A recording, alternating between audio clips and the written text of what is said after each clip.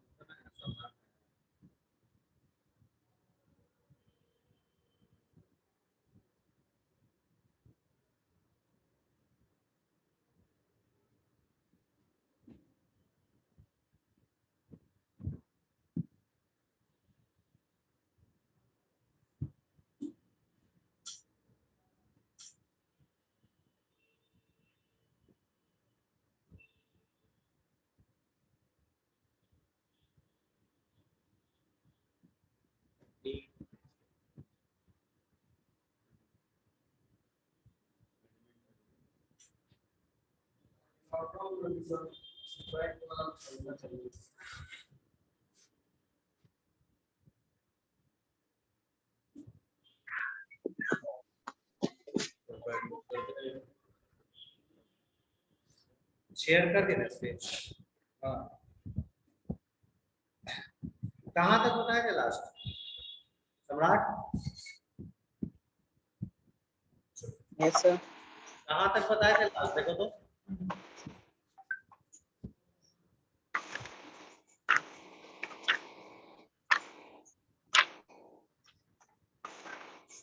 Sir numericals तक। Numericals बनाने स्फेरिकल्स तक। न्यूमेरिकल। न्यूमेरिकल बताए थे। हाँ, यस सर। हाँ सेकंड न्यूमेरिकल देखो। ये सेकंड न्यूमेरिकल एग्जांपल 10.2। ठीक है, आपका पेज नंबर एनसीईआरटी का है।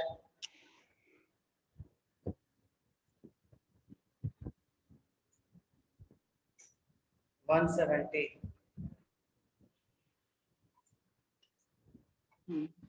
तो सबसे पहले हम लोग बात कर लेते हैं इसमें, ठीक है, कि मेरा क्या इसमें ये है, फंडा क्या है, कि क्वेश्चन क्या बोल रहा है। सबसे पहला बात तो क्वेश्चन मेरा सबसे पहले बोल रहा है क्या, कि an object 4 centimetre in size, ये 4 सेंटीमीटर उसका साइज है, यानी कि हाइट ऑफ ऑब्जेक्ट हम बोल सकते हैं, height of object is equal to 4 centimetre. ये मेरा गिवन है सबसे पहले क्वेश्चन में, ठीक है, कि HO जो है वो मेरा 4 centimetre height is placed at 25 centimetre in front, मतलब 25 सेंटीमीटर सामने रखा हुआ है कनकेव मिरर के। तो U का वैल्यू जो है वो कितना है, 25 सेंटीमीटर। ओके, अब जो समझने वाला बात यहाँ पे ये है कि ये कनकेव मिरर है, तो आपको यहाँ पर एक चीज ध्यान रखना होगा कि ये क्या है, कनकेव मिरर है।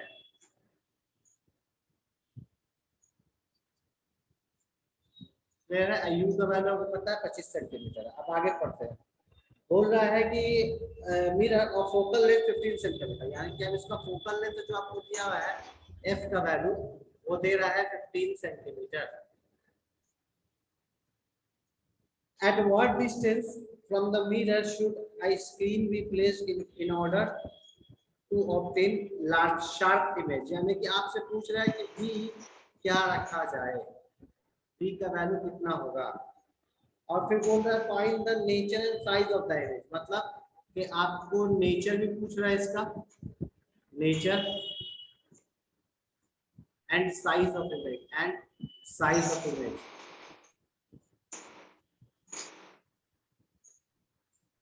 यानी कि h हाइट ऑफ इमेज पूछ रहा है आपसे कि क्या होगा, इसका मतलब ये है हाइट ऑफ इमेज पूछ रहा है। अब यहाँ पे समझने वाला बात ये है कि सबसे पहले हम लोग समझते हैं कि ये कनकेव मिरर है, कनकेव।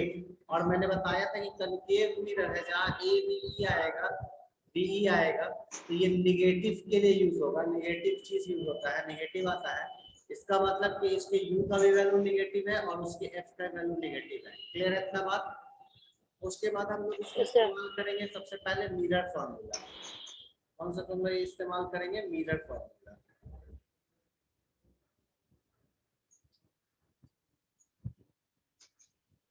हम लोग यहाँ पे इस्तेमाल करेंगे मिरर फॉर्मूला, और मिरर फॉर्मूला में हम लोग इस्तेमाल करते हैं, पता है कि -1/u।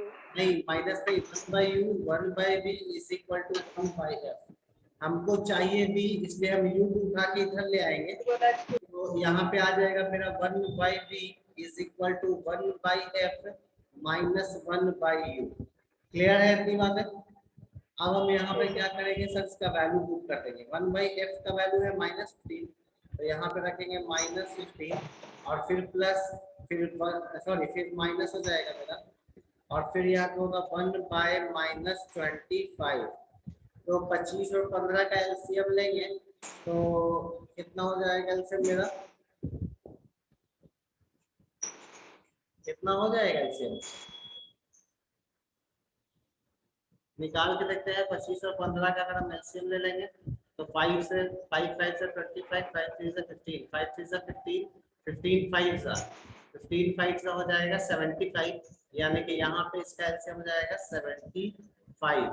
क्लियर है ये बात? ये माइनस में है, ये 70 15 से ये जाएगा कितनी बार में जाएगा, 5 टाइम्स में, तो 5 टाइम्स में जाएगा तो ऊपर हो जाएगा -5, फिर b से माइनस का साइन है माइनस, और फिर यहाँ पे इसका माइनस है तो -3, इन दोनों का एलसीएम लेंगे तो ये हो जाएगा मेरे पास -5 + 3/75, यानी कि हो जाएगा -2/75, यानी कि ये वैल्यू बाई v का वैल्यू है। तो देयरफॉर जो मेरा v आएगा वो 75/2 हो जाएगा माइनस साइन के साथ, यानी कि -37.5 सेंटीमीटर। ये मेरा आंसर होगा। इसका आंसर होगा मेरा v का वैल्यू हो जाएगा, यानी कि इतनी दूर पे बनेगा इमेज। अब इसके बाद हम बात करते हैं क्या कि इसका साइज क्या होगा, मतलब कि इसका हाइट कितना हो जाएगा। तो हम लोग को पता है कि m = -v/u होता है, तो -v का वैल्यू हमको पता है 75/2 लाए हैं हम लोग, और डिवाइडेड बाय u का वैल्यू -25, तो 25 से ये जाएगा 3 टाइम्स में, माइनस से माइनस खत्म हो जाएगा, यानी कि 3/2 बचेगा, यानी कि 1.5 टाइम्स। अब ये m का वैल्यू 1.5 है, और हमको पता है कि height of image by height of object होता है जो कि 1.5 है। तो अगर हम यहाँ से हाइट ऑफ इमेज निकालने की कोशिश करें तो 1.5 × 4 है, तो 4 एकम 4 और 4 बचे आधा हो जाएगा, तो 2 हो जाएगा, 4 और 2 6 हो जाएगा, यानी कि 6 सेंटीमीटर आ जाएगा। ये आपका दूसरा निकल गया। मतलब ये जो आपका सेकेंड वाला क्वेश्चन है, ये आपका हाइट ऑफ इमेज निकला है। हाइट ऑफ इमेज मतलब आपने हाइट ऑफ इमेज निकाल लिया है, आपने v निकाल लिया, आपको मेजर बताना है। तो क्योंकि ये v का वैल्यू नेगेटिव है, तो ये कैसा होगा, ये रियल इन्वर्टेड होगा। कैसा होगा, रियल एंड इन्वर्टेड। किसी को कोई दिक्कत है यहाँ तक में तो कुछ लोग हमसे बता देंगे, कोई भी दिक्कत हो तो।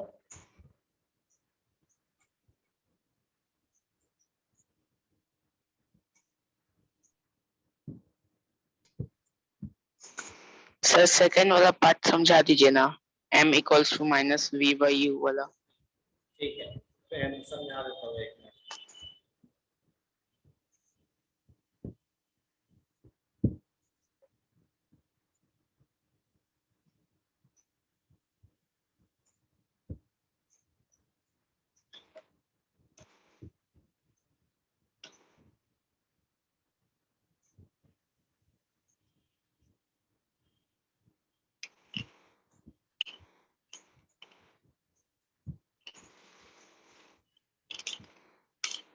हो गया सबका? देखो अब मैं समझाता हूँ तुमको सेकंड वाला पार्ट, ठीक है? पहले late me first clear all this thing. देखो सबसे पहले ना m का वैल्यू मुझे पता है कि height of image by height of object होता है सर, और यही का इसी का वैल्यू -v/u भी होता है सर। ये दोनों चीज पता है सर, ये दोनों पता है। एक मिनट,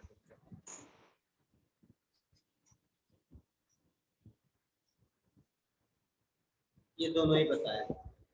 तो कहने का मतलब क्या है कि यहाँ पे हमको पता है कि अगर हम height of image by height of object हमको पता है 4 सेंटीमीटर बराबर माइनस बी का वैल्यू हमको पता है -75/2 आया था, ठीक है, यानी कि 37.5 भी था, आप यहाँ पे 37.5 भी रख सकते हैं डिवाइडेड बाय, और u का वैल्यू था 25 माइनस में 25 था माइनस में, ठीक है। तो अगर हम इसको सॉल्व करने की कोशिश करें तो देखिए, तो height of image is equal to 4 इधर आके मल्टीप्लाई हो जाएगा, तो 4 इंटू ये माइनस माइनस प्लस 75/2 इंटू 1/25 हो जाएगा।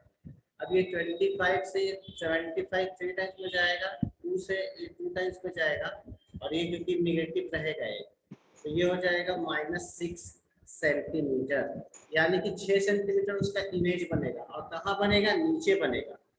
अब इसी का अगर आप एग्जांपल का डायग्राम समझना चाहते हैं तो इस तरीके से समझिए कि एक कन्वेयर मिरर है जिसका के आपको इस तरीके से है, और आपको यहाँ पे इसका फोकस और जो दिया हुआ था, एक मिनट रुको, let me first check out.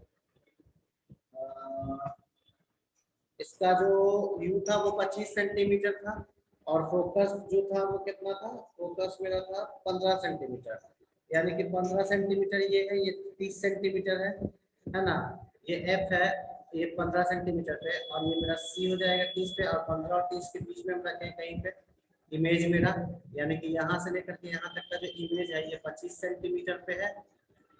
Negative में इधर बनेगा, ये टकराने के बाद फोकस को काटता हुआ चला जाएगा इधर कहीं पे, और ये इधर से टकराने के बाद, इधर से टकराने के बाद इधर से इस तरीके से कहीं ज्वाइन होगा यहाँ कहीं पे, तो इमेज मेरा नीचे बनेगा, है ना, यहाँ से नीचे बनेगा, और ये जब भी बनेगा तो ये डिस्टेंस यहाँ से लेकर के यहाँ तक का जो है ये 37.5 है, यानी कि 75/2 सेंटीमीटर है।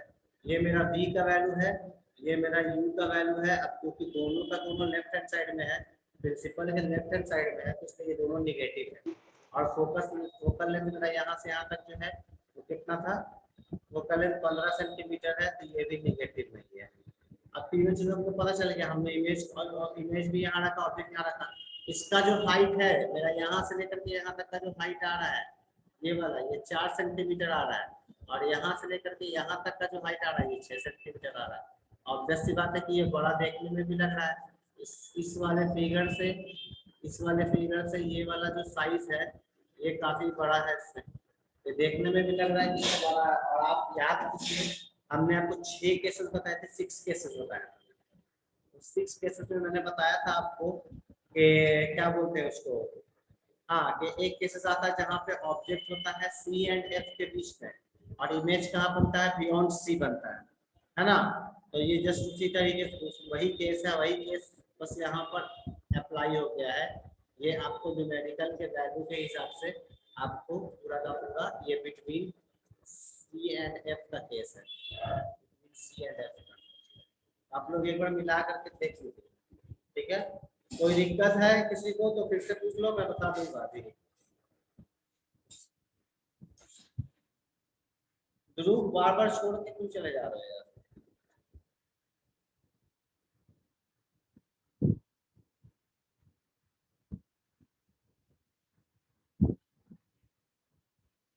ध्रुव बार बार छोड़ के मत चले जाओ।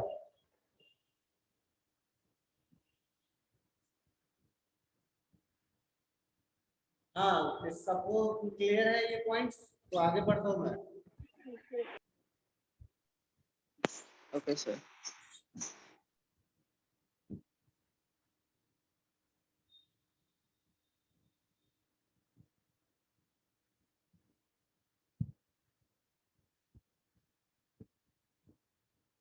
कौन सी क्लियर है ये चीज? Yes sir. सम्राट क्लियर है? Yes sir. ठीक है, तो आगे बढ़ते हैं। Okay sir. देखिए, अब आप लोगों को जो पढ़ना है वो पढ़ना है रिफ्रैक्शन। क्या पढ़ना है? रिफ्रैक्शन।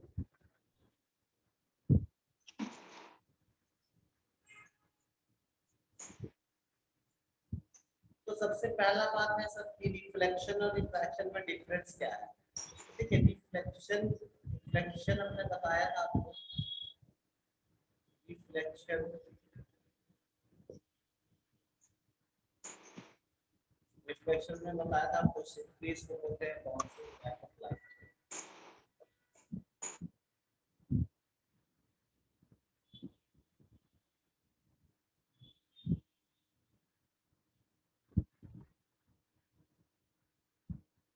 रिफ्रैक्शन बोलते हैं bending of light, bending of light.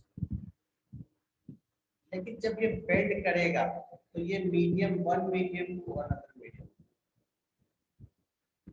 One medium to another medium. Suppose कीजिए कि आपको एक पॉइंट से, मान लीजिए कि आपको यहाँ से आपको गांधी मैदान जाना है, तो आप यहाँ से जब गांधी मैदान जाइएगा तो क्या होगा कि बहुत ज़्यादा गैदरिंग मिलेगा, जहाँ पे वहाँ पे आपकी स्पीड कम हो जाएगी, और जहाँ पर आपका ये नहीं मिलेगा, मतलब रोड क्लियर होगा, तो आप उस जगह पे अपनी बाइक को या जो भी ऑटो से जा रहे हैं, तो ऑटो वाला क्या करेगा, उस चीज़ को बहुत तेजी से बढ़ा के ले जाएगा। तो सबसे पहला बात ये है कि आप भी अगर ऐसा भी समझते हैं कि कहीं शादी ब्याह में जाते हैं, अगर हम खाना खाने के लिए प्लेट उठाते हैं, तो अगर रश ज़्यादा होता है, मतलब लोग ज़्यादा होते हैं, तो आपको प्लेट लेकर के काउंटर तक जाने में थोड़ा टाइम लगता है।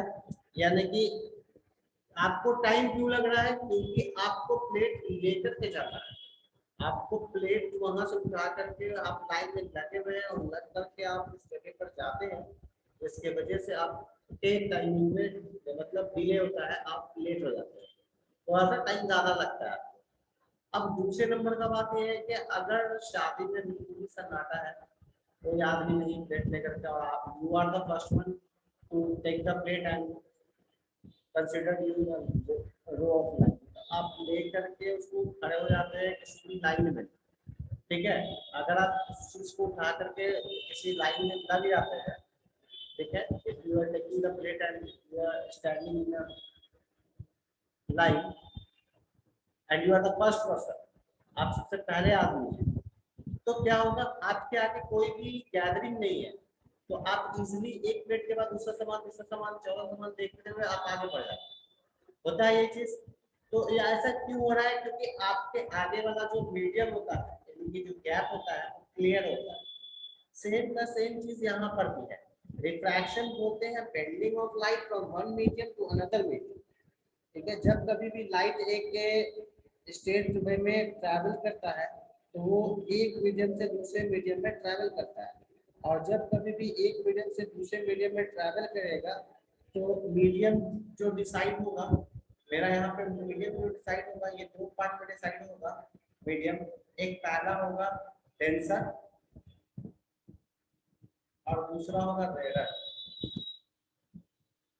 लेकिन अब इन दोनों की बात करते हैं कि टेंसर क्या है सर और रेडर क्या है। देखिए, टेंसर और रेडर कुछ है नहीं, ये कंपैरिजन है, ये दोनों का दोनों कंपैरिजन है। एक क्लास में एक ही बच्चा है पढ़ने वाला, ठीक है, और वो 100 में 80 ले आता है, 100 में 80 ले आता है एक क्लास में। In a class there is a boy who scores 180 out of 100, but out of 100, तो इसने 80 लाया है 100 में से, इसका कंपैरिजन है किसी के साथ नहीं, क्यों, क्योंकि वहां पे सिर्फ एक ही लड़का है। अगर वहां पे दूसरा लड़का रहता जो 40 आउट ऑफ 100 लाता, अब आप बोल सकते थे कि सर ये भी 40 आउट ऑफ 100 ला, यानी कि ये लड़का इससे 40 कम है, ये इससे 40 कम है, और ये इस वाले से 40 ज्यादा है। तब आप बता सकते थे। तो 2% जहाँ पे आप इनरोल्ड कर रहे हैं, first one and second one, तो फर्स्ट वन का जब आप इनरोलमेंट सेकेंड वन वाले के साथ कर रहे हैं, तो ऐसे चीजों को हम क्या बोलते हैं, कंपैरिजन बोलते हैं। दो आदमी का कंपैरिजन करना मतलब कंपेयर करना। मान लो दो भाई बहन है तुम लोग, और एक का 10th में 80% आ गया, एक का 10th में 60% आ गया, तो मम्मी बोलेगी कि उसको 60% आ गया है, एक को 80% आ गया है। तो जिसको 60% आया है उसके रेस्पेक्ट में उसको बोलेगी कि तुम्हारा अच्छा है, और जिसको 60% आया है उसको बोलेगी कि खराब है। तो क्यों बोलेगी? क्योंकि वो किसी के रेस्पेक्ट में बात कर रही है। समझ में आ रहा बात? तो जब किसी मीडियम को हम दूसरे मीडियम के रेस्पेक्ट में बात करते हैं, तो उसके रेस्पेक्ट में बताते हैं कि कौन सा रेयर है, कौन सा टेंसर मीडियम है।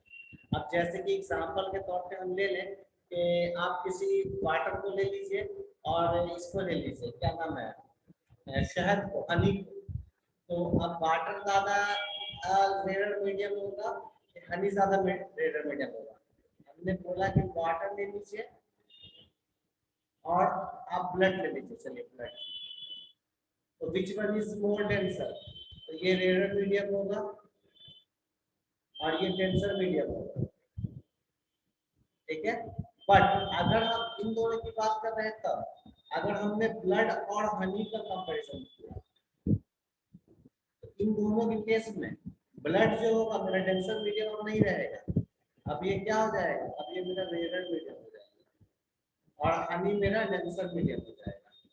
तो पहले वाले केस में, फर्स्ट वाले केस वन में और केस टू में, तो केस वन में मेरा जो ब्लड था वो डेंसर मीडियम था, ब्लड मेरा क्या था, डेंसर मीडियम था।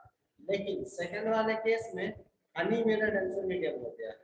तो ये क्यों हो रहा है? ये दो चीजों के बीच में कंपैरिजन की वजह से हो रहा है, उनके मटेरियल के इसके वजह से हो रहा है, मतलब वॉल्यूम की वजह से। अब इसमें एक चीज और है कि डेंसिटी होता क्या है सर, घनत्व बोलते हैं इसको।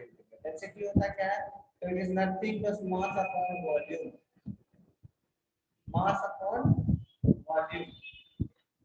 मान लीजिए कि आपको 1 केजी चीनी लाने के लिए भेजते हैं बाजार से, 1 केजी शुगर और 1 केजी, मान लीजिए कि आप 1 केजी क्या आयरन लाने के लिए, लोहा, तो दोनों का क्या साइज सेम रहेगा? नहीं, शुगर वाले का साइज ज्यादा होगा और इसका कम होगा। इसका कम होने का मतलब क्या है कि इसका वॉल्यूम ज्यादा होगा, वॉल्यूम ज्यादा होगा तो इसकी डेंसिटी ज्यादा होगी। यानी कि iron is much more denser then sugar, iron is much more denser then sugar. थोड़ा सा चढ़ाइएगा तो वेट क्या हो जाएगा, ज्यादा हो जाएगा। तो ऐसे केसेस में जब हम किसी दो चीजों के बीच में कंपैरिजन कर लेते हैं, इसको डेंसिटी के हिसाब से करते हैं, तो इसको हम बोलते हैं टेंसर मीडियम। जहां तक सबको क्लियर है तो बताओ। Yes, sir. क्लियर है सबको? Yes, sir. ठीक है। अब देखिए हम आगे पढ़ते हैं। अब यहाँ पर मीडियम टू अनदर मीडियम की बात कर रहे थे, तो ये बेंडिंग होगा, तो कैसे बेंडिंग होगा सर, करके दिखाइए। तो देखिए सबसे पहले आप एक स्लैब लीजिए,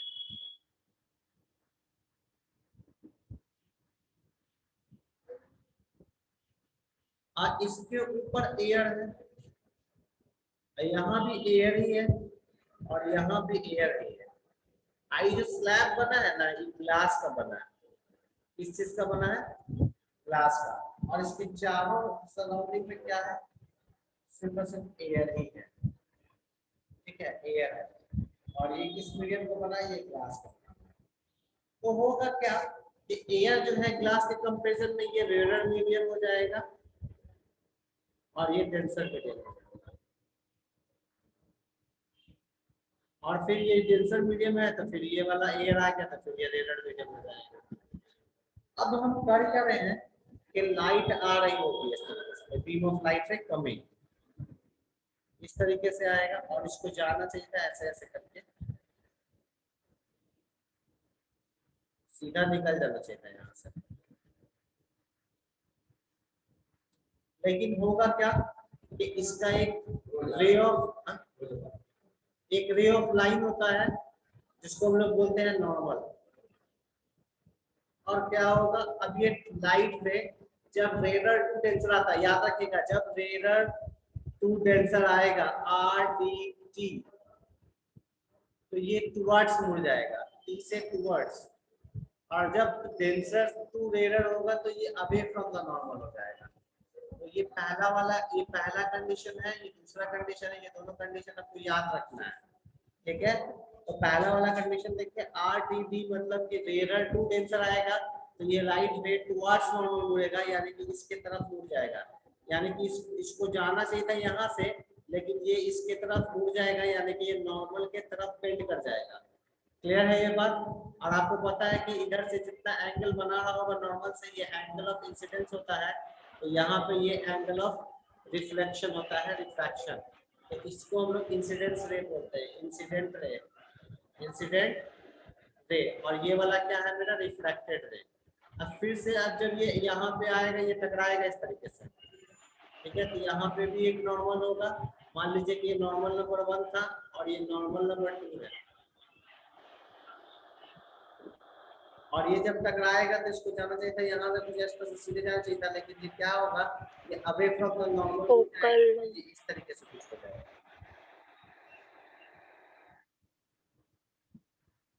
ठीक है। तो ये क्या हो जाएगा, ये अवे फ्रॉम द नॉर्मल मुड़ जाएगा। तो इसीलिए मैंने यहाँ पे ए लिखा है, क्योंकि ये डेंसर टू रेयर आ रहा है, डेंसर टू रेयर आ रहा है तो अवे, और यहाँ पे रेयर टू डेंसर आ रहा था तो टुवर्ड्स, ठीक है। तो यानी कि ये वाला जो केस था, ये केस 1 था, और ये डेंसर टू रेयर जो आ रहा है, ये मेरा केस नंबर 2 है। क्लियर है इतनी बातें। तो ये मूव कर रहा है, ये अवे फ्रॉम द नॉर्मल हो जा रहा है, यहाँ से ये अवे फ्रॉम द नॉर्मल मुड़ जा रहा है। तो अब ये जो रे आ रहा था, इस रे को हम लोग बोलते हैं रिफ्रैक्टेड रे। क्या बोलते हैं, रिफ्रैक्टेड रे। तो यहाँ पे ये जो एंगल बनेगा, ये क्या होगा, ये एंगल ऑफ रिफ्रैक्शन होगा। और क्योंकि ये इतना एंगल से मुड़ गया तो ये एंगल ऑफ इमर्जेंस कहलाता है, इसको बोलते हैं angle of emergence, angle of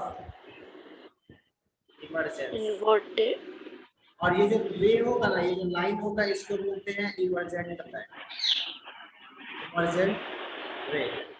मतलब इमर्जेंट रे है क्या सर, इमर्जेंट रे है क्या, इमर्जेंट रे कुछ नहीं है, ये रिफ्लेक्शन का, रिफ्रैक्टेड रे का, रिफ्रैक्टेड रे का रिफ्रैक्टेड है, मतलब 2 बार रिफ्रैक्ट हो रहा है, ठीक है। मतलब रिफ्रैक्टेड रे एक बार के बाद दोबारा फिर से जब रिफ्रैक्टेड होगा, तो ऐसी रेखाओं को हम लोग क्या बोलते हैं, इमर्जेंट रे। और ये दोनों जो लाइन होगा, इन दोनों के बीच में, ये दोनों लाइन हमेशा हमेशा क्या होगा, ये वाला लाइन इस वाले लाइन से पैरेलल होगा, ये दोनों क्या होगा, पैरेलल लाइन होगा, लाइन से पैरेलल, हाँ पैरेलल लाइन होगा। और इन दोनों के बीच के गैप को हम क्या बोलते हैं, लैटरल शिफ्ट बोलते हैं। क्या बोलते हैं, लैटरल शिफ्ट। कितना शिफ्ट हो जाता है, क्लियर है। इतनी बातें अगर किसी को समझ में आ गई है, यस सर, ठीक है। अगर नहीं समझ में तो पूछ लो, जिसको कुछ भी प्रॉब्लम है तो। आपके ये वाला फिगर आपको मिल जाएगा आपके पेज नंबर, एक मिनट देखो, 173 एनसीईआरटी के पेज नंबर 173 पे आप लोगों को इसका पूरा जाएगा। और जो भी बातें मैंने बताई है, जो भी बात मैंने बोला है, वो सब का सब रिटर्न में आपको मिल जाएगा, ठीक है। एनसीईआरटी वाले बुक में आप लोग इसको एक बार पढ़ लीजिएगा, ठीक है। तो जो इसमें जो अब इसमें समझने वाला जो यस सर, है, एक बात समझ लीजिएगा आप लोग यहाँ पे, कि इसका लॉज होता है, ठीक है, जिसको हम लोग बोलते हैं लॉज। सर हाँ इमर्जेंट रे एक बार समझा दीजिए। देखो, इमर्जेंट रे बोलते हैं किसको है, रिफ्लेक्टेड रे जब फिर से रिफ्लेक्ट होगा ना दोबारा से, उसी को इमर्जेंट रे बोलते हैं। मतलब एक बार, अगर वो दोबारा नहीं हुआ तो, क्या, अगर वो दोबारा रिफ्रैक्ट नहीं हुआ, रिफ्रैक्शन नहीं हुआ सर, तो दोबारा रिफ्लेक्ट हो नहीं है, एक बार रिफ्लेक्ट हुआ है, उसके बाद फिर तब वो दोबारा भी रिफ्लेक्ट होगा। तो ऐसा केसेस में जब रिफ्रैक्टेड रे दोबारा से रिफ्लेक्ट हो जाए, तो उसको हम लोग क्या बोलते हैं, इमर्जेंट रे बोलते हैं। अगर नहीं होगा तो नहीं बोलेंगे, रिफ्लेक्ट हो ही नहीं रहा है, तो जब दोबारा से रिफ्लेक्ट होगा तभी उसको इमर्जेंट रे बोलेंगे। क्लियर है ये बात? अब देखिए यहाँ पे laws of refraction,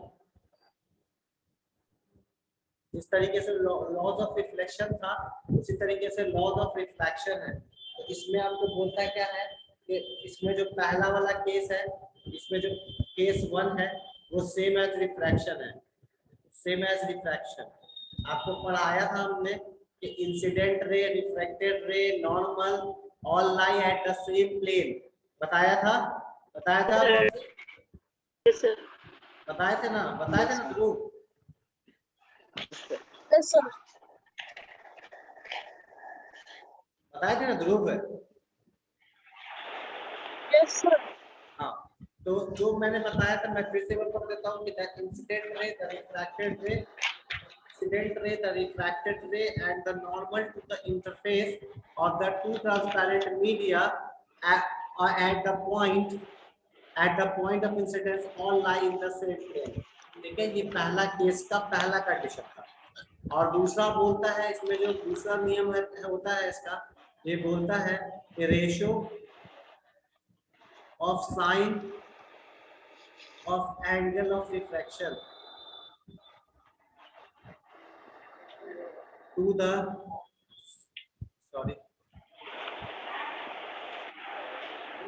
sine of angle of refraction, यहाँ इंसिडेंट होगा, ratio of the sine of the angle of incidence to the sine of the angle of refraction is constant। ये कहता है, इसका मतलब क्या है सर? इसका मतलब समझाइए सर अच्छे से थोड़ा लिख करके। तो sir sine of incidence of angle i by sine of incidence of angle r must be equal to mu.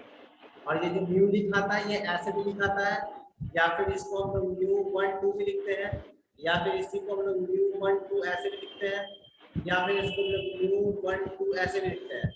आपको हर तरीके की किताब में सब इस तरीके से मिल जाएगा आपको, इतना तरीके से आपको मिल जाएगा। Sine a by sine r is equal to mu और म्यू 1 2 और म्यू 1 2 और म्यू 1 2 इस तरीके से, यानी कि ये सब एक मीडियम को दूसरे मीडियम के रिस्पेक्ट में जाता है। ऐसे ज्यादा होता है।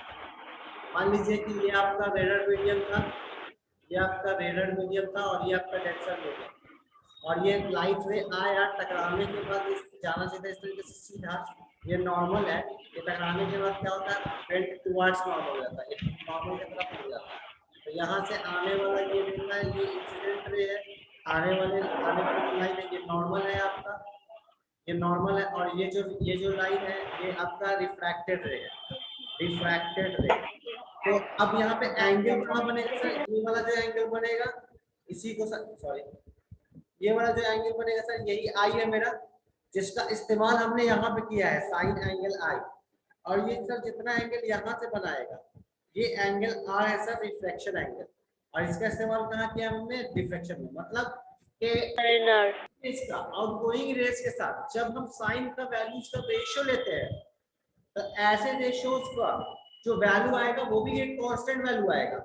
मान लीजिए कि आपको वैल्यू दिया हुआ है 3 और अगले का वैल्यू है 4, और 3 बार 4 आप जब निकालिएगा तो ये वैल्यू आपको 0.75 आएगा। ठीक है, तो 0.75 जो आएगा ये क्या है? ये कांस्टेंट टर्म है, और यही म्यू का वैल्यू है। म्यू का मतलब क्या होता है? ये एक तरीके का डेंसिटी, मतलब रिफ्रैक्टिव इंडेक्स बोलते हैं। इस म्यू को क्या बोलते हैं? Refractive index, refractive index. इतना चीज क्लियर है सबको? रिफ्रैक्टिव इंडेक्स बोलते हैं इसको। अगर यहाँ तक Yes, sir.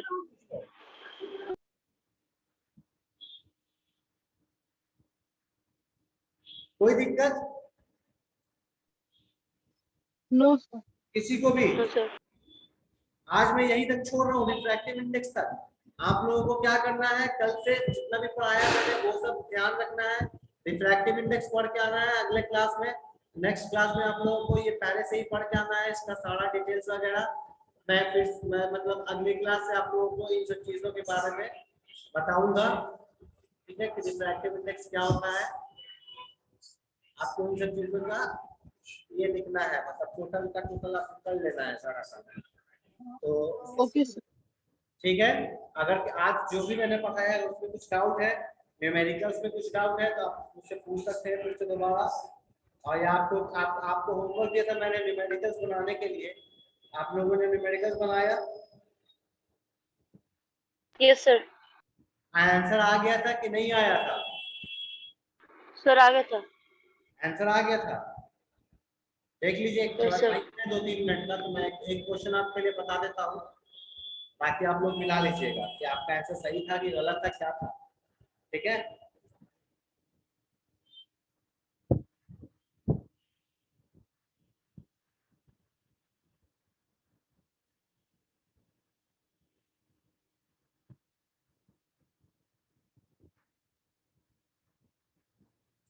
देखिए पेज 186, देखिए पेज 186, क्वेश्चन नंबर आपका है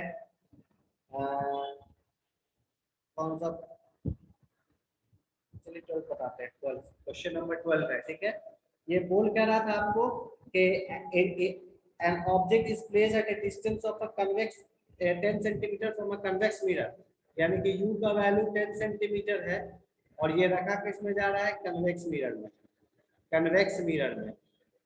ठीक है, अभी आगे बात करते हैं हम लोग। उसके बाद बोल रहा है कि of focal length of 15 centimetre, यानी कि इसका फोकल लेंथ आपको पता है कि ये 15 सेंटीमीटर है। ठीक है, और उसके बाद फिर बोल रहा है ड्रॉ द रे डायग्राम, बोल रहा है कि find the position and nature of the image, आपको पोजीशन और नेचर बताना है, पोजीशन और एंड नेचर बताना, नेचर ऑफ इमेज, यानी कि आपको बताना है v का वैल्यू क्या होगा और रियल एंड इन्वर्टेड है कि इरेक्ट एंड वर्चुअल है, ये बताना है। तो देखिए कन्वेक्स मिरर है, हमने बताया था कि जहां x आया एक दूसरे को काटेगा तो फोकल लेंथ पॉजिटिव हो जाएगा, और v दोनों में ही नेगेटिव होता है हर के केस में, तो v नेगेटिव रहेगा यहाँ पे। तो मिरर्स फॉर्मूला लगाएंगे, मिरर्स फॉर्मूला, तो मिरर्स फॉर्मूला में आपको पता है कि 1/u + 1/v = 1/f, हमको 1/v चाहिए तो 1/f + 1/u होगा, यहाँ पे 1/f का वैल्यू है 15, फिर प्लस 1/u का वैल्यू है -10, आप इन दोनों का एलसीएम लीजिएगा, 15 और 10 का एलसीएम 30 होगा, तो ये दो बार में जाएगा 2 और ये -3 हो जाएगा, तो ये हो जाएगा -1/30, यानी कि v का वैल्यू जो आपको ये आएगा वो आ जाएगा -30 सेंटीमीटर, यानी कि v का वैल्यू नेगेटिव में।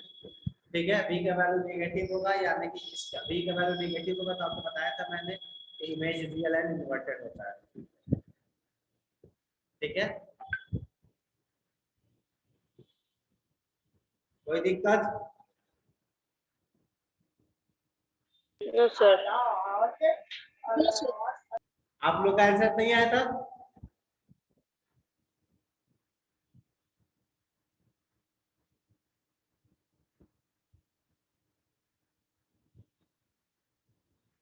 अब इसका अगर इमेज भी बना करके समझना है तो ये देखिए इमेज बना रहा हूँ, कन्वेक्स मिरर है, ये कन्वेक्स मिरर है, ये रे होगा, लाइन होगा, फोकस इसका 15 सेंटीमीटर यहाँ है, तो इसका जो ये सेंटर ऑफ कर्वेचर होगा वो 30 सेंटीमीटर यहाँ होगा, ये फोकस है। आपने इमेज 10 सेंटीमीटर का रखा है, 10 सेंटीमीटर रखा, टकराने के बाद ये इस तरह से जाएगा, तो ये लगेगा कि फोकस में काट रहा है सर, और फिर दूसरा सर सेंटर ऑफ कर्वेचर से ऐसे गुजर के जाना चाहिए था सर, लेकिन ये यहाँ कहीं पे मिल रहा है सर, इसका मतलब कि ये इमेज इधर सीधा बन रहा है, तो रियल सॉरी, तो एक मिनट, यहाँ पे कुछ एरर है, यहाँ पे माइनस होगा, ये माइनस होगा, तो ये माइनस माइनस ये प्लस होगा, ऊपर में 5 आ जाएगा, 5 + 5/30 हो जाएगा, तो ये 5 × 1 = 5 और ये 5 × 6 = 30, यानी कि 6 सेंटीमीटर आ जाएगा प्लस में। ठीक है, तो आपको पता है कि यहाँ से यहाँ का जो 5 में 6 सेंटीमीटर है, यहाँ से यहाँ -10 सेंटीमीटर होगा, और ये जब भी होगा ये रियल इन्वर्टेड नहीं होगा, ये इरेक्ट